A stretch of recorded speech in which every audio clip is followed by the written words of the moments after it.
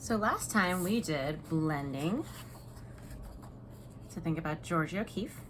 Now we're going to be using this blending sheet to actually create something on a background. As well as flowers. She talked about the sky. So we're going to do clouds, and we're going to do them in a kind of unique way. First, of course, let's write our name on the back and pencil and your teacher's initial. Once you've done that, flip over to the front so you can no longer see your name.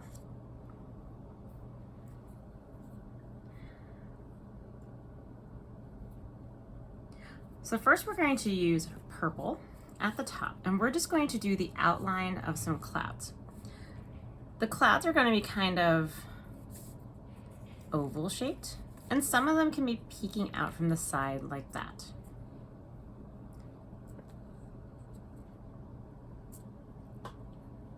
The next row, you can do half purple and half red.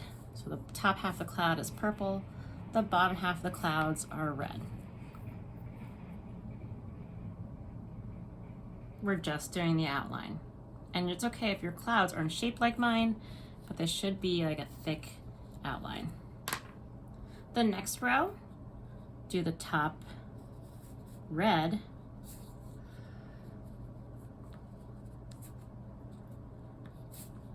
and the bottom pink.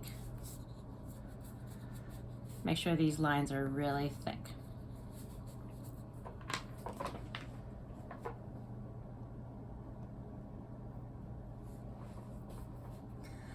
Now, clouds are usually white or gray. So you're gonna take your white and you're gonna color on the inside of the cloud. When you touch the edge, I want you to let the outside color smear with the white. So kind of doing little circles, and see how it now looks like the edge of the cloud has kind of a purple color to it. So do little circles and it will make it smear. Let's get a little closer for the next one so you can see them. So making little circles in the middle with the white, and then when you get to the edge, go over the line, smear it, and it will smear into the middle, kind of making it have a little bit of color. So you are coloring kind of on top of the outlines you made, but then you're also making circles in the middle to fill the whole thing in.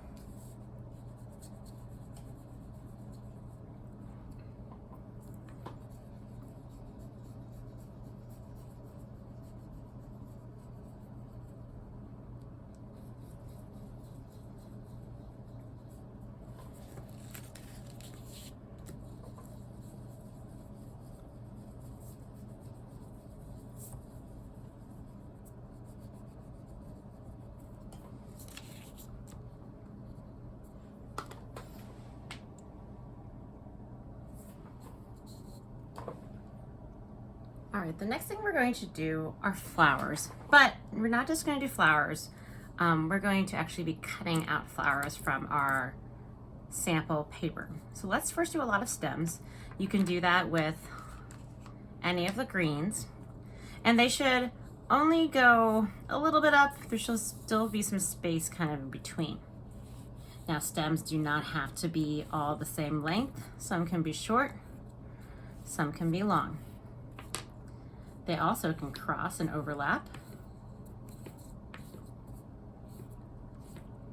So that way you're giving different areas where you could place flowers. I guess you could also even use yellow.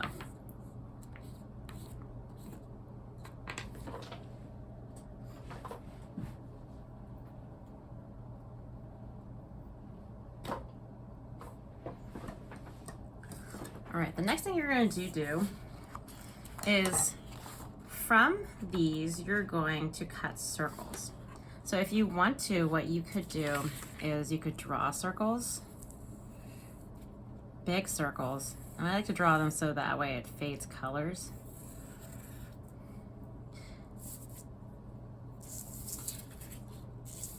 You can also cut leaves, like from the green one. Or these also could be like flowers. But you want to cut big circles. And you'll even might use some of the extra stuff, so don't throw that away. But let's take a few minutes to cut circles out of our oil pastel blending papers. And then I can show you a few techniques on how to make different kinds of flowers. So try to keep your cut things in one area and your extra paper, which we might use like for the middles of flowers or little flowers, to one side. And they do not have to be perfect because we are going to cut them in different shapes anyways.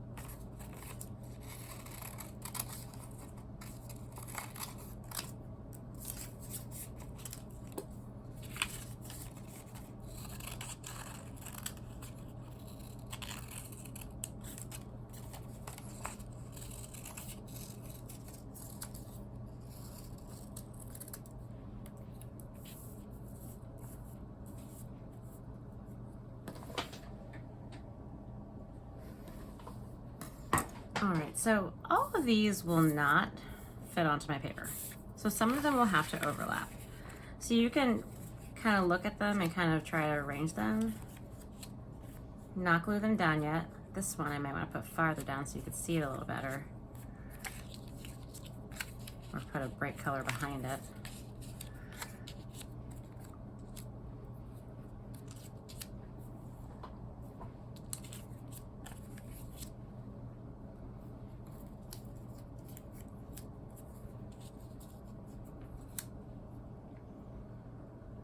Think about how you're going to place them. You might not use one, that might be too dark, or I might use that for something else. And you can make different kinds of flowers. So let me show you some I already have. You can draw on these a little bit to make different kinds of leaves. You can make bumpy lines around to make kind of softer petals. You can make spiky lines around to make more daisy looking kind of flowers. You can make them more droplet shaped to kind of make them look like tulips. But you can decide how you want to cut and maybe even draw on top of them. So I'm gonna make a spiky one out of this one. You can either just cut lines, and it can be kind of 3D in a way that you can fold it so that way it sticks out a little bit. Or you can cut like more like triangles out. So I'm just gonna cut extra triangles out from the cuts.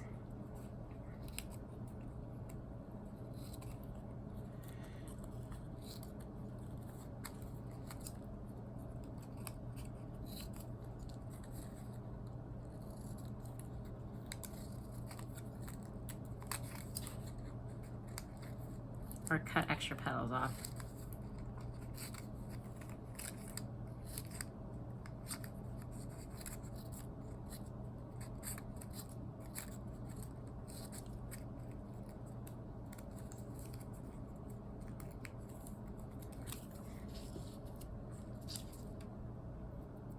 You can make something like this, which you kind of cut it like a U.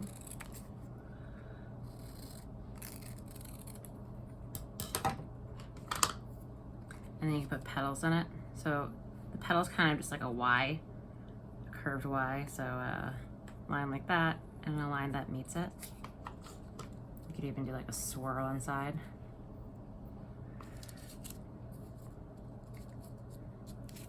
You can do, it's kind of like a marigold where it has bumpy lines on the inside with your pencil.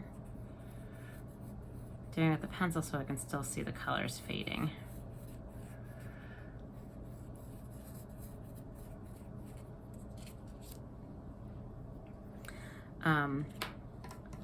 You can do bumpy lines.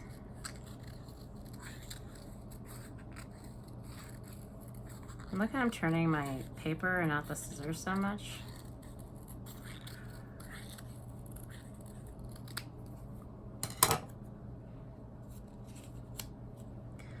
You can also just like make texture in this. It's like those flowers that are made up of a bunch of little flowers. You could do that.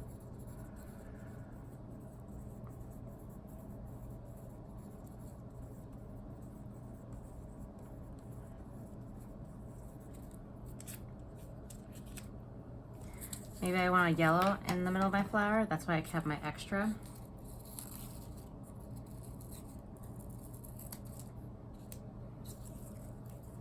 Sometimes flowers have more of like a triangular trumpet coming out of it.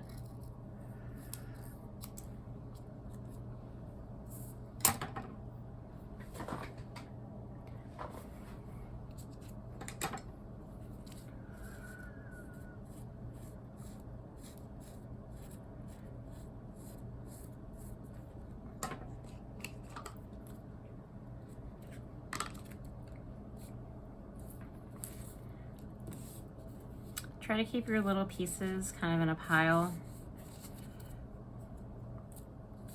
so we can throw them away. I might have a solution by the time we have class. Maybe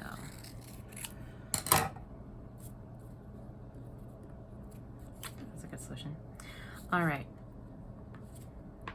The next thing we're talking about is gluing. So if we're not ready for that, we will pause. All right, glue bottles. To open them, there should be a space. To close them, there should not be a space. Never take scissors to a glue bottle. If there's a little on the top, I can peel it off. Glue moves slow. So when you are about to glue, think about what's going to go behind. So I'm going to take off all this front stuff. And these are the ones that are going to go behind everything. I'm going to hold my bottle until it has a little bit of time to go down. Then, just a dot, not a lot. Even smaller dot because it's a really small paper. And then you kind of rub it around so that way the glue spreads out on the back.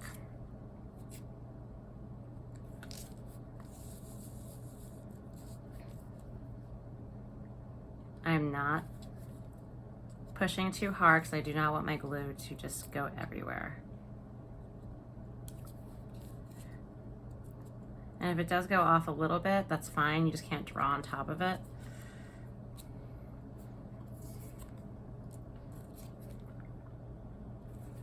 But put a dot, then rub it. And it should spread out on the back. Put a dot, then rub it.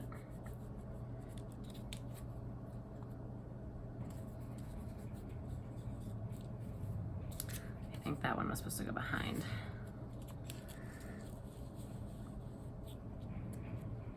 Okay.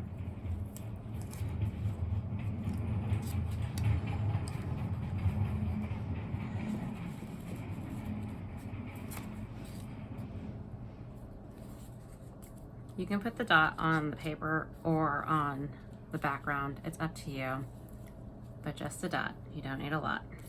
It actually will dry faster if there's less glue.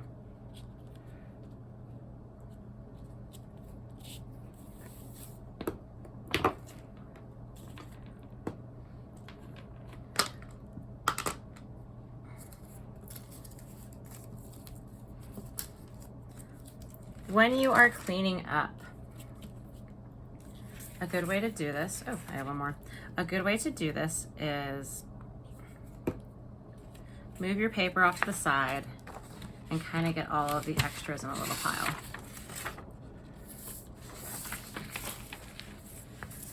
That way we can get it into a trash can or a trash bag. You are going to transport this home once it dries like we did when we put it into our folder. So you will need to fold it, so that way the oil pastel doesn't get on other things. You cannot do that right now though because this needs to dry. So we will put them in the cubbies like this so that they're open and that our glue can dry.